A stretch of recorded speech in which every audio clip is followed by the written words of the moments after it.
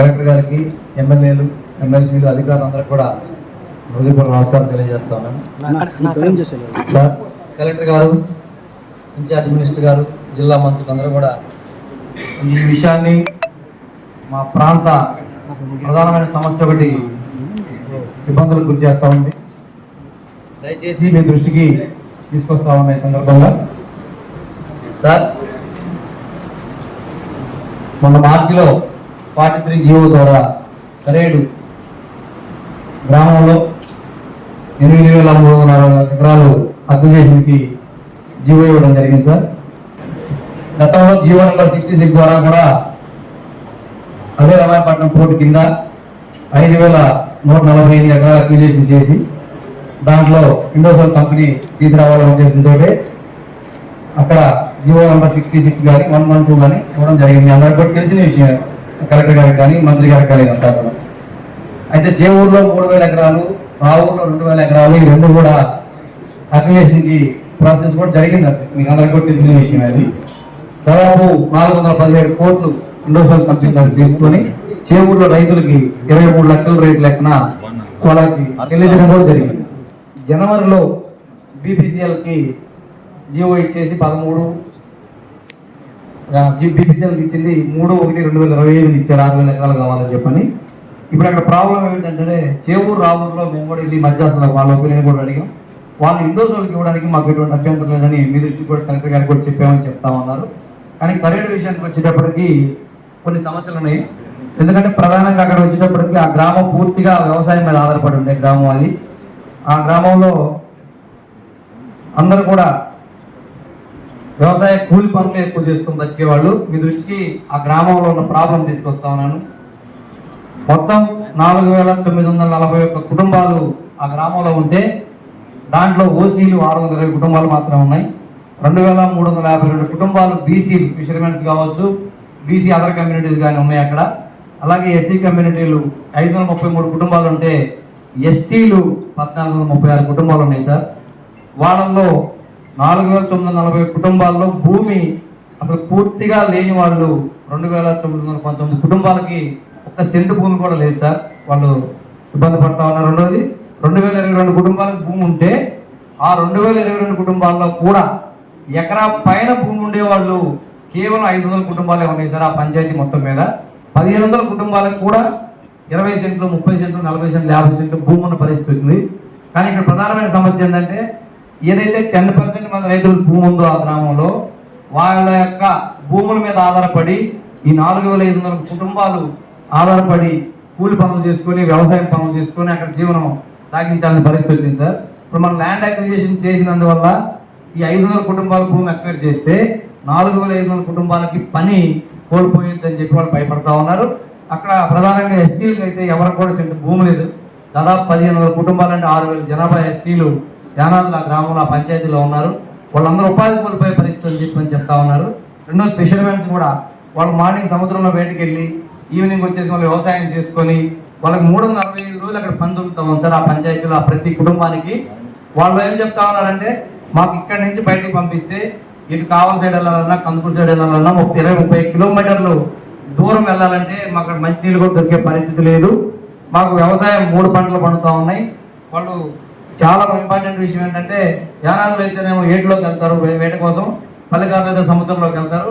ఇలా అక్కడ జీవన విధానాన్ని, ఆ పంచాయతీలో ఉన్న జీవన పరిస్థితుల్ని అవగాహన తీసుకొని దాన్ని మీరు ఒకసారి రీథింక్ చేసి ఆ గ్రామంలో ల్యాండ్ అక్విజిషన్ వల్ల ఇన్ని కుటుంబాలు ఇబ్బందులకు గురవుతున్నాయా లేదా, అసలు వాస్తవ పరిస్థితి లేదని గ్రహించి మీరు దాన్ని ఒకసారి ఆ జీవోని ఇంప్లిమెంట్ చేయాలా లేదా, లేదంటే ఏం చేయాలని ఒకసారి ఆలోచించవలసిందిగా మీ దృష్టి తీసుకొస్తా ఉన్నాను సార్. ఆల్మోస్ట్ 12,000 acres దాకా భూములు ఉన్నాయి సార్. మొత్తాన్ని కలిపి విలేజ్ లో జనాభా సుమారుగా 14,000 మంది ఉన్నారు సార్. మన ల్యాండ్ అక్విజిషన్ లో కవర్ అయిన ఎక్స్టెండ్ మన 5 నోటిఫికేషన్ ఇచ్చాం సార్. 5 నోటిఫికేషన్ ఓన్లీ 4,800 ఎకరాలు మాత్రమే సార్. సో మిగిలిన ఎక్స్టెండ్ ఏది కూడా మన ల్యాండ్ అక్విజిషన్ లో తీసుకోవట్లేదు. అది కూడా sir with in that revenue village లో కూడా ఏవైతే ల్యాండ్లు చాలా తక్కువ పంట పండిస్తున్నారు. ఎందుకంటే ఇప్పుడు ఆనరబుల్ మెంబర్ కూడా చెప్పారు ఏంటంటే లైవ్లీహుడ్ ఎటువంటి ఎఫెక్ట్ కాకుండా మేజర్ గా అక్కడ ఫిషర్మ్యాన్ విలేజ్ ఉన్నా కాబట్టి ఫిషర్మ్యాన్ వృత్తికి ఎటువంటి ఇబ్బంది లేకుండా మనం యాక్సెస్ టు సీ అంటే అక్కడ బకింగ్హామ్ కెనాల్ పోతుంది సార్ కరెంటు విలేజ్ నుంచి దానికి రెండు సైడ్ లో ఉన్న ల్యాండ్స్ ఎటువంటి మనం తీసుకోవట్లేదు సార్ విచ్ ల్యాండ్ మనం తీసుకున్నది ఆల్మోస్ట్ రోడ్ కి దగ్గర ఉన్న తక్కువ అంటే మనకు బకింగ్హామ్ కెనాల్ కి అవతల వైపు ఇవతల వైపు సుమారుగా 3 పంటలు పండించిన భూములు ఉన్నాయి సార్ అవేమి మనం టేకప్ చేయట్లేదు అదే కాకుండా ఫిషర్మ్యాన్ కి వాళ్ళు సుమారుగా సార్ 19 హ్యాబిటేషన్స్ ఉన్నాయి సార్ కరెంట్ లో ఈ 19 హ్యాబిటేషన్స్ లో 14,000 మంది ఉన్నారు దాంట్లో 16 హ్యాబిటేషన్ అసలు మనం టచ్ చేయట్లేదు సార్ ఆ 16 హ్యాబిటేషన్ లో కూడా దగ్గర ఉన్న భూములు కూడా ఏమి మనం టచ్ చేయట్లేదు ఓన్లీ ఒక 3 హ్యాబిటేషన్ సార్ 3 హ్యాబిటేషన్ లో 300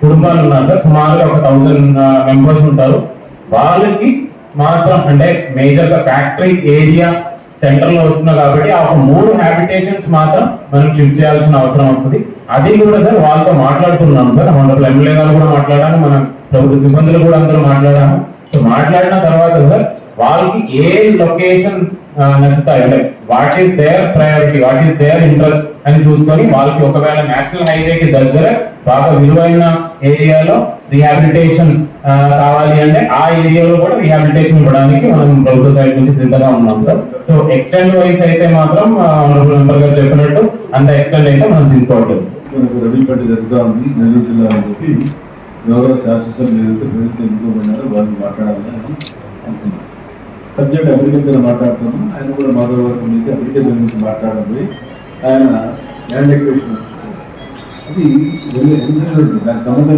లేదు ఆయన ఇంటెన్షన్గా ఏదో మనసులో పెట్టుకొని ఏదో సభను డిస్టర్బ్ చేయాలా బీడీఆర్సీని డిస్టర్బ్ చేయాలని ఉద్దేశంతో మీరు వచ్చారు దానికి ఏదో అడిగాడు కలెక్టర్ ప్రమాణం చేశాము ఆ సబ్జెక్ట్ అయిపోయింది మళ్ళా దాన్ని నేను చేయడం శాసనసభ్యులు తెచ్చుకోవడం మాట్లాడడం ప్రభుత్వాన్ని మాట్లాడడం సభ గౌరవం సభ మర్యాద కూడా మనం బీడీఆర్సీ డ్యూటీ పెట్టుకునేది అభివృద్ధి కార్యక్రమం చర్చించడానికి ఏర్పాటు చేసుకున్నాం చాలా సబ్జెక్ట్ ఉన్నాయి ఇవన్నీ మాట్లాడండి కారణంతరంగా బీడీఆర్సీ మీటింగ్ ఏర్పాటు చేసుకున్నాం కాబట్టి కలెక్టర్ గారు సమాధానం చెప్పారు మళ్ళీ నెక్స్ట్ అగ్రికల్చర్ మనం ఇరిగేషన్ గురించి మాట్లాడదాం ఈ వర్షాకాలం వచ్చింది అక్కడ చెప్పారు ఎప్పుడు కూడా నెల్లూరు జిల్లా చరిత్రలో కూడా లేదు 5,40,000 ఎకరాలకు రబీకి ఈసారి పంట నెల్లూరు జిల్లా ఇస్తా ఉంటే దాని గురించి ఇక్కడ ఇష్యూ డైవర్ట్ చేయడానికి ఆయన ఏదో సమస్యను తీసుకురావడం సమస్య మాట్లాడాలి చెప్పాము ఇండస్ట్రీ మాట్లాడతారు కూర్చోండి నేను లేదు ఆయన చెప్పింది మాట్లాడాలంటే సభ గౌరవం మీద సభ ఎందుకుంటుంది ఇందుకు మనం ఏర్పాటు చేసుకున్నాం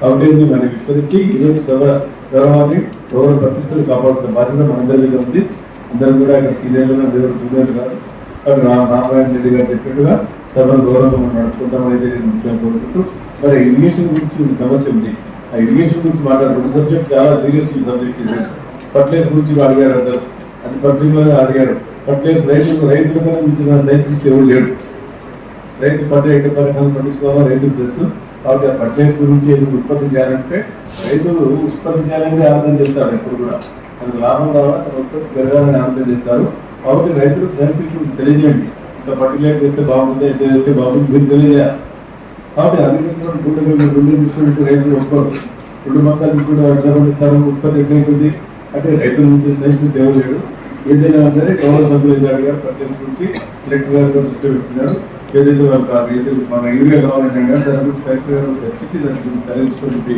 కలెక్టర్ గారు చెప్తూ సభను మనం గౌరవం ముందుకు సాగిద్దాం మన సబ్జెక్ట్ ఏదైతే ఇరిగేషన్ గురించి మాట్లాడాలనుకుంటే మాట్లాడతారు ఇరిగేషన్ గురించి కూడా చెప్పాలంటే చంద్రబాబు గారు అధికారులు ఒక ఫోన్ చేశారు మాట్లాడమని చెప్పాను దాని గురించి మాట్లాడి నాకు అర్థం ఎవరు మాట్లాడుతూ మాట్లాడండి సార్ మాట్లాడతారా మ్యాథ్స్లో మాట్లాడతారా మ్యాథ్స్ ఆలోచన కూడా పోతే అవసరం ఉండే ఇక్కడ ఆయన ఇంట్రెస్ట్లో కూర్చున్నాడు కాబట్టి మ్యాథ్స్ ఇక్కడ సభ గౌరవం కూడా పాటించాలమ్మా ఓకే కానీ ఇప్పుడు అవసరం మాకు చాలా అవసరం సార్ అది పరిశ్రమల గురించి చాలా పెద్ద పెద్ద మాటలు మాట్లాడారు దయచేసి ఇండస్ట్రీస్ టేకప్ చేయండి అవును సార్ పోవాలని కాదు మాకు ఇండస్ట్రీస్ ఇంపార్టెంట్ ఇప్పుడు అగ్రికల్చర్ ఆల్రెడీ అయిపోయింది సార్ మేము పోవాలని కాదు అక్కడ సబ్జెక్టు ఇందాకేమన్నారు ఇండస్ట్రీస్ దాంట్లో వద్దన్నారు కదా ఇండస్ట్రీస్ గురించి మాట్లాడారు సార్ ఇండస్ట్రీస్ మేము తీసుకొచ్చాం పోర్ట్ తీసుకొచ్చింది మేమే సార్ ఇరిగేషన్ టేకప్ చేయండి ఇంపార్టెంట్ మీరు మాట్లాడకుండా అనుకుంటే మేము ఎప్పుడు చేయగలిగితే మాకు వేరే వేదికలు కూడా ఉన్నాయి సార్ అసెంబ్లీలో మేము అటెండ్ సార్ ఇంకొకటి ఇప్పుడు 20,000 ఎకరాలకి కలెక్టర్ గారు సమాధానం చెప్పట్లేదు. 20,000 ఎకరాలు ఎక్కడ తీసుకుంటారో సమాధానం చెప్పట్లేదు. మేము కూడా చెప్తా ఉన్నాం సార్. ఇప్పుడు ఎమ్మెల్యే గారు చెప్పొచ్చు, కలెక్టర్ గారు చెప్పొచ్చు. మా నియోజకవర్గాన్ని కాపాడడానికి ఇద్దరు ఉన్నారు సార్. ఒకరు మాల్యాద్రి లక్ష్మీనరసింహ పైన ఉన్నాడు, కింద సింగరాకొండ దగ్గర కరేడు ఆనుకోని లక్ష్మీనరసింహ ఉన్నాడు. మీరు ప్రజల అభిప్రాయాల మేరకు ముందుకెళ్తే వెళ్ళండి, లేదు ప్రజాభిప్రాయానికి విరుద్ధంగా వెళ్తానంటే మేమందరం కూడా ప్రజల తరపు నిలబడతాం. మా లక్ష్మీనరసింహ స్వాములే మా నియోజకవర్గాన్ని కాపాడుకుంటారు. జిల్లాలో 7 నియోజకవర్గాలు ఉంటే వాళ్ళ మీద 50,000 ఎకరాలు 20,000 ఎకరాలు మా మీద పడ్డాయండి సార్. ఇది కరెక్ట్ కాదు. మీరు అలా చేయకపోతే దయచేసి మీ అసెంబ్లీలోనే వేరే వేదికల మీద కరెక్ట్ కాదు సార్, కరెక్ట్ కాదు సార్.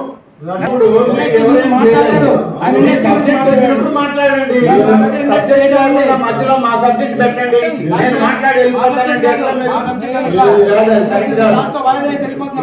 మంత్రి గారు మాట్లాడండి. ఇరిగేషన్ సబ్జెక్ట్ ఉంటే మాట్లాడండి, వద్దని లేదు కదా. ఇరిగేషన్ లో లేనప్పుడు మీరు మంత్రి గారు చాలా మంది ఎమ్మెల్యేలు ఉన్నారు. పొద్దున్న సోషల్ మీడియాలో పెట్టుకోవడం మాట్లాడతాను.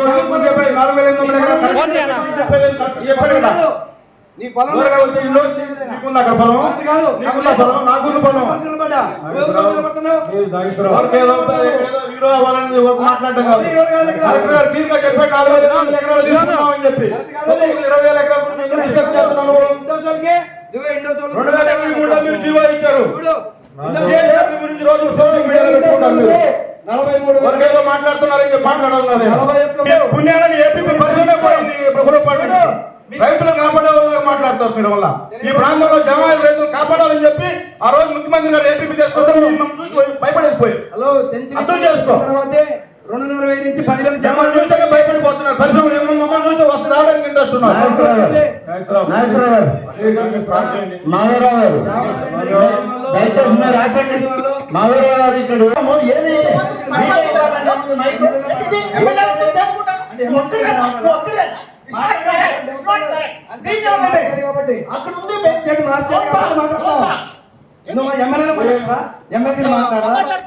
మొత్తం ఎల్లగొట్టారు, కంపెనీలన్నీ చూడు మీరు ఎలా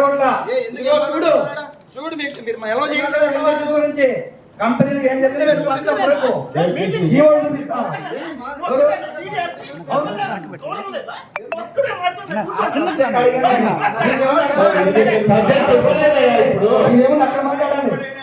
ఆయన సబ్జెక్ట్ ఇవ్వలేదు కదా మీకు, మీరు ఎందుకు అనవసరంగా మాట్లాడతారు? సబ్జెక్ట్ మీకు ఇవ్వలేదు కదా, సబ్జెక్ట్ ఇరిగేషన్ మీద మాట్లాడుతున్నారు. ఇరిగేషన్ మీద మంత్రి గారు చెప్తున్నారు, మీరు ఎందుకు మధ్యలో మాట్లాడతారు? ఇరిగేషన్ మీద మాట్లాడుతున్నారు కాబట్టి మాట్లాడుతున్నా. ఏంటది పద్ధతి లేదా? ఇదేం బీఆర్సీ సమాజం అనుకున్నారా, ఇంకేమైనా మార్కెట్ అనుకున్నారా? రైట్ ఉంది, రైట్ ఉంది, క్రమ పద్ధతిలో ఉండే రైట్ ఉంది. మీరు మన డిఆర్సీ చైర్మన్ ఏ విధంగా నడిపితే ఆ విధంగా పోయినాం. అంతేగాని మీ రకమంతంగా ఎట్టంటే మాట్లాడాల. ఏం మాట్లాడతావా నువ్వు? ఏం మాట్లాడతావు నువ్వు? నీకు లేదు, అవకాశం లేదు. మాట్లాడేటప్పుడు టైం ఇస్తారు, కూర్చోండి. మాట్లాడడానికి లేదు. ఎవరు నీకు ఇప్పుడు వాళ్ళు మాట్లాడే ఎమ్మెల్యేలు ఉన్నారు, మాట్లాడతామంటున్నారు. మాట్లాడాలంటే బయటికి వెళ్ళండి. సభకి 243 సంవత్సరాల నుంచి డిఆర్సీని చూస్తున్నా. ఏ అధికారంలో ఉన్నా, ఏ పార్టీ అధికారంలో ఉండేవాడు, ఎవరు ప్రతిపక్షంలో ఉండేవాడు, డిఆర్సీ చైర్మన్ మాట ఇక్కడ ఫైనల్. డిఆర్సీ చైర్మన్ గారు ఏ నిర్ణయం తీసుకుంటారో మనం కూడా అదే నిర్ణయం ప్రకారం నడిచాం. అనేక మంది అనేక సందర్భాల్లో వాదోపవాదాలు వస్తాయి, బాధలు వస్తాయి. అయినా కూడా ప్రజల కోసం మనం ఎంతవరకు ఉండాలో అంతవరకే ఉండాలి తప్ప సభా గౌరవాన్ని, సభా మర్యాదని మనం వదిలేసి ఎట్లంటే అట్లా మాట్లాడతాం. మేము చేసిన రైతు, మేము చెప్పేదే మీరు వినాలా? ఇది సరైన పద్ధతి కాదు. దయచేసి ప్రతి ఒక్కరూ గుర్తుపెట్టుకోవాల్సింది, ఈ సభకి ఒక చైర్మన్ ఉన్నారు, దీనికి ఒక కన్వీనర్ ఉన్నారు, అలాగే జిల్లా నుంచి రాష్ట్ర ప్రభుత్వంలో 2 మంత్రులు ఉన్నారు. ఇంతమందిని మాట్లాడుతూ ఉన్నాం, ఇంతమందిని చెప్తా ఉన్నాం. అసలు మేము చెప్పేదే మాకు కావాలి, మేము చెప్పిందే మీరు వినాలి అని అంటే ఇది ఎక్కడ సాంప్రదాయం? బహుశా ఈ సాంప్రదాయం కావాలనే వాళ్ళు కోరుకుంటున్నారేమో. ఈ సాంప్రదాయానికి నేను ముందే చెప్పాను, ఇదే ఇష్యూ పైన ఒక రాజకీయ పార్టీ దీంట్లో ముందుకు వచ్చి ఇవాళ ఈ ప్రతిపక్షం ఎంటర్ అయిందని మేము దీంట్లో నుంచి ఉపసంహరించుకొని వెళ్ళిపోతున్నామని అది మొదలుపెట్టిన రాజకీయ పార్టీ వెళ్ళిపోయింది స్టేట్మెంట్ ఇచ్చి. ఇంకా కూడా మనం ఇక్కడ మాట్లాడాలా, చెయ్యాలి, ఈ సభను డిస్టర్బ్ చేయాలి, మేమేదో ఉద్ధరించడానికి వచ్చామని అంటే ఇక్కడ అందరు శాసనసభ్యులు కూడా మాట్లాడగలిగిన వాళ్ళే. ఏ ఒక్కరు ఎవరికి ఏం తక్కువ కాదు, అందరికీ అనేక అవకాశాల నుంచి వచ్చిన వాళ్ళే. కాబట్టి మనం కూడా సభా సంప్రదాయాన్ని, హుందాతనాన్ని, సభని గౌరవించేటువంటి విధానం, సభాధ్యక్షుడి మాటను గౌరవించి మన్నించేటువంటి విధానం మనం కూడా పాటించాలి. దయచేసి గౌరవ సభ్యులు అందరికి కూడా నేను మనవి చేశాను, సంప్రదాయం ప్రకారం నడుద్దాం. దీనికి ఒక చైర్మన్ గారు ఉన్నారు, వారు అజెండా ప్రిపేర్ చేశారు. అజెండా వచ్చిన దాంట్లో ఇవాళ జిల్లాలో ఉన్నటువంటి ప్రాధాన్యత క్రమంలో రెండవ పంట దాదాపు 5,40,000 ఎకరాలకి రెండవ పంట ఇచ్చాం. దానికి సంబంధించిన వివరాలతోటి వ్యవసాయ శాఖ అధికారులు, తద్వారా దానికి వచ్చేటువంటి నీటి పారుదల, ఇవన్నీ కూడా ఒకటి ఇవాళ ఈ జిల్లా రైతాంగం యొక్క సమస్య. ఆ సమస్యల్ని మాట్లాడడానికి మొదలుపెట్టి సమస్యలను వదిలేసి పక్కదారి బట్టి మళ్ళీ మమ్మల్ని మాట్లాడినవరా అని అంటే జీవోలో ఎన్ని ఎకరాలు ఇచ్చారు సార్ నోటిఫికేషన్ మీరు? సార్ జీవోలో జీవోలో మీటింగ్ పెట్టండి. మాధవ్ గారు, మీకు ఒక విషయం, మీరు వ్యవసాయ శాఖ చైర్మన్ గారు అలౌ చేశారు, మీరు అది పోయి మీరు ల్యాండ్ అక్విజిషన్ ఇతర యూనిట్స్ ఇవన్నీ ఆగండి. మాకు కూడా తెలుసు, మేము చూడలేదు రైతులు, మాకు తెలియదు ఇండస్ట్రీస్. దయచేసి తమరు ఆగండి. మీరు చెప్పారు, చెప్పిన దానికి కలెక్టర్ రిప్లై ఇచ్చాడు, లోకల్ ఎమ్మెల్యే గారు కూడా చెప్పారు. ఇంకా మీరు ఫర్దర్ గా కంటిన్యూ చేయాలంటే అది సరైనది కాదు. ఇవాళ 5,20,000 ఎకరాల భూమికి రెండో పంట ఇస్తున్నాం. దానికి సంబంధించి రైతుల విషయం మాట్లాడాలి, రైతులకి కావాల్సిన ఎరువుల విషయం చెప్పడం జరుగుతుంది. ఇవన్నీ వదిలేసి మనం ఒక చిన్న విషయంలో మీరు అదే కావాలని పట్టుబడితే మీకు ఒక విషయం మీరు కూడా గుర్తుంచుకోవాలి. ఈ ప్రాజెక్టుల విషయంలో మీకన్నా ముందు ఒక రాజకీయ పార్టీ దీనిలో ఇన్వాల్వ్ అయింది. మీ పార్టీ దీనిలో అడుగు పెట్టిందని మేము విత్డ్రా అయిపోతున్నామని వెళ్ళిపోయారు వాళ్ళు. దాన్ని బట్టి మీ క్రెడిబిలిటీ అర్థమవుతుంది. ఎందుకు ఊరిని ఆయాసపడతారు? ఇప్పుడు అవన్నీ మా చేత మాట్లాడించడం కరెక్ట్ కాదు. మీరు అవసరమైన మాట్లాడండి. మాకు ఈ జిల్లాలో రైతుల విషయం అవసరం. 5,40,000 ఎకరాలకి నీళ్ళు ఇస్తున్నాం. దాని విషయం మేము మాట్లాడటం క్లారిఫై, నో ఫర్దర్ డిస్కషన్. అదే సార్ క్లారిఫై చేయాలి సార్. ఇంకా మళ్ళీ ఇచ్చేది ఏముండదు. 20,000 ఎకరాలు ఎక్కడ తీసుకుంటున్నారా? గవర్నమెంట్ ఇవ్వాలి కదా. రేపు అసెంబ్లీ ఉంది రా, మాట్లాడి మాట్లాడాం. ఎందుకు నువ్వు రాబాక మాట్లాడేది వెళ్ళిపోతామంటే ఎట్లా చేస్తాం? మేము సాయంత్రం దాకా ఉంటాం, మాకు ఇబ్బంది లేదు. కానీ ఈ సబ్జెక్ట్ అయ్యాక ఎక్కడ తీసుకుంటాం? ఇప్పుడు ఎవరు మాధవ్ మీకు చెప్తున్నాము, మీరు అడిగిన దానికి చెప్పారు, కలెక్టర్ రిప్లై ఇచ్చాడు, అంతవరకు మీరు ఏదో మాట్లాడతామంటే ఇక్కడ చెప్పడానికి సిద్ధంగా లేదు.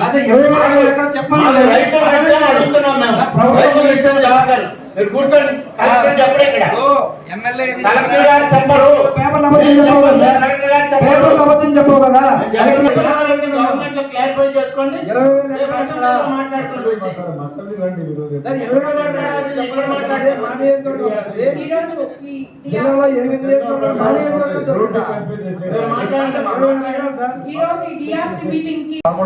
ఇచ్చారు కదా, అది ఎక్కడ చేస్తారు మరి? మెంబర్ గారు అదే మన నోటిఫికేషన్ మనం ఓన్లీ 4,000, 8,000 అదే ఉన్నాయి, అదే ఫైనల్ నంబర్స్. నేను అందరికీ కూడా తెలియజేయడం జరిగింది. ఎమ్మెల్యే గారు కూడా తెలిసిన విషయమే అది. సో ఒకవేళ ఎమ్మెల్యే గారు కందుకూరు గారు మాట్లాడారంటే నాకు తెలిసి లోకల్ రిప్రజెంటేటివ్స్ అందరూ కూడా తెలియజేయడం జరిగింది.